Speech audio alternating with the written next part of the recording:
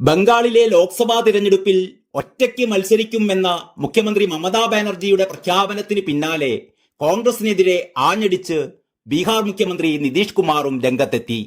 ഇതോടെ ഇന്ത്യ മുന്നണിയുടെ ഭാവി തികഞ്ഞ അനിശ്ചിതത്വത്തിലായി. മമത മാത്രമല്ല, ആം ആദ്മി പാർട്ടിയും കോൺഗ്രസുമായുള്ള സഖ്യം നിരാകരിച്ചു കഴിഞ്ഞു. മോങ്ങാനിരുന്ന നായയുടെ തലയിൽ തേങ്ങ വീണു എന്നൊക്കെ പഴഞ്ചൊല്ലി കേട്ടിട്ടുണ്ട്. ഇത് തേങ്ങ മാത്രമല്ല, വലിയൊരു ചക്കയും കൂടി വീണ പോലെ ഇന്ത്യ മുന്നണിയാകെ ചമ്മന്തി പരുവത്തിലായി. ബീഹാർ മുൻ മുഖ്യമന്ത്രി കർപ്പൂരി താക്കൂറിന് ഭാരതരത്ന നൽകണമെന്ന് കേന്ദ്രത്തിലെ UPA സർക്കാരുകളോട് പലകുറി അഭ്യർത്ഥിച്ചിട്ടുണ്ടെന്നും അവർ പ്രതികരിക്കാൻ പോലും തയ്യാറായില്ല എന്നുമാണ് നിതീഷ് കുമാറിന്റെ വിമർശനം. എന്നാൽ ഇന്ന് മോദി സർക്കാർ തങ്ങളുടെ അഭ്യർത്ഥന മാനിച്ചു എന്നും നിതീഷ് കുമാർ മോദിയെ പ്രശംസിച്ചുകൊണ്ട് പറഞ്ഞു.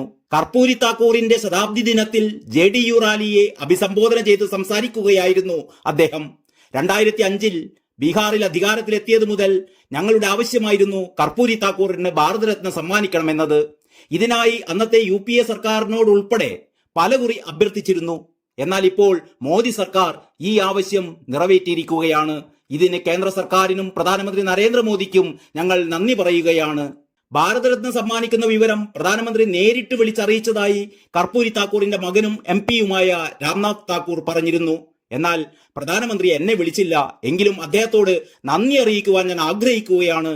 നിതീഷ് കുമാറിന്റെ ഈ വാക്കുകളിലെ അപകടം കോൺഗ്രസ് ശരിക്കും മനസ്സിലാക്കിയിട്ടുണ്ടോ എന്തോ. രാമക്ഷേത്ര പ്രാണപ്രതിഷ്ഠാ ചടങ്ങിനെ തുടർന്ന് നരേന്ദ്രമോദി കത്തിച്ച നിറപ്പകിട്ടാർന്ന ഒരു മത്താപ്പായിരുന്നു ഈ ഭാരതരത്ന പ്രഖ്യാപനമെന്നാണ് പ്രശസ്ത രാഷ്ട്രീയ നിരീക്ഷകനായ അഡ്വക്കേറ്റ് A. ജയശങ്കർ ഒരു ചാനലിൽ പ്രതികരിച്ചത്.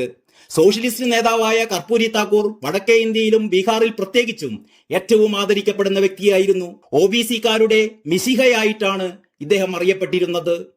തിരഞ്ഞെടുപ്പ് പടിവാതിൽക്കൽ നിൽക്കുമ്പോൾ അദ്ദേഹത്തിന്റെ ജന്മശതാബ്ദി വർഷത്തിൽ ഇങ്ങനെയൊരു അംഗീകാരം അദ്ദേഹത്തെ തേടി വരുമെന്ന് ആരും പ്രതീക്ഷിച്ചിരുന്നില്ല. കർപ്പൂരി താക്കൂറിനെ ആദരിക്കുന്നതിലൂടെ മോദി പിന്നോക്ക സമുദായക്കാരെ മൊത്തത്തിലാണ് ആദരിച്ചതും ആഹ്ലാദിപ്പിച്ചതും. അടുത്ത തിരഞ്ഞെടുപ്പിൽ ബീഹാറിൽ മോദിക്ക് അഭിമാനപൂർവ്വം എടുത്തു വീശാവുന്ന OBC കാർഡ് കൂടിയാണ് ഈ പുരസ്കാരം. മധ്യപ്രദേശിലും ഛത്തീസ്ഗഡിലുമൊക്കെ മോദി ഉപയോഗിച്ച അതേ OBC കാർഡ് തന്ത്രം. OBC വിഭാഗത്തോട് താല്പര്യമുള്ള രാജ്യത്തെ ഒരേയൊരു പാർട്ടി BJP ആണെന്ന അവകാശവാദം ഉന്നയിക്കുക മാത്രമല്ല, അത് തെളിയിച്ചും കൊണ്ടിരിക്കുക കൂടിയാണ് മോദി. ചുരുക്കി പറഞ്ഞാൽ ബീഹാറിലെ പിന്നോക്ക സമുദായക്കാരുടെ രക്ഷകൻ ഇനി മുതൽ നിതീഷ് കുമാർ അല്ല, താനാണെന്നാണ് മോദി ഈ ഭാരതരത്ന പ്രഖ്യാപനത്തിലൂടെ സൂചിപ്പിച്ചിരിക്കുന്നത്. ഇതിന്റെ പശ്ചാത്തലത്തിൽ മിക്കവാറും നിതീഷ് കുമാറും കൂട്ടരും മോദിയുടെ മുന്നണിയിലേക്ക്, അതായത് NDA-യിലേക്ക് തന്നെ വീണ്ടും കൂടുമാറിയേക്കുമെന്നാണ് കേൾക്കുന്നത്. ഇന്ത്യ മുന്നണിയുടെ കാര്യം ഏതാണ്ട് കട്ടപ്പുകയായി മാറിക്കഴിഞ്ഞ അവസരത്തിൽ പ്രധാനമന്ത്രി സ്ഥാനം സ്വപ്നം കണ്ട് വെറുതെ ആയുസ് പാഴാക്കേണ്ടെന്ന് നിതീഷിന് തോന്നിയാൽ അദ്ദേഹത്തെ കുറ്റപ്പെടുത്താനാകില്ലല്ലോ. മോദിക്കൊപ്പം ചേർന്നാൽ മരണം വരെ ബീഹാർ മുഖ്യമന്ത്രി ആയെങ്കിലും തുടരാം.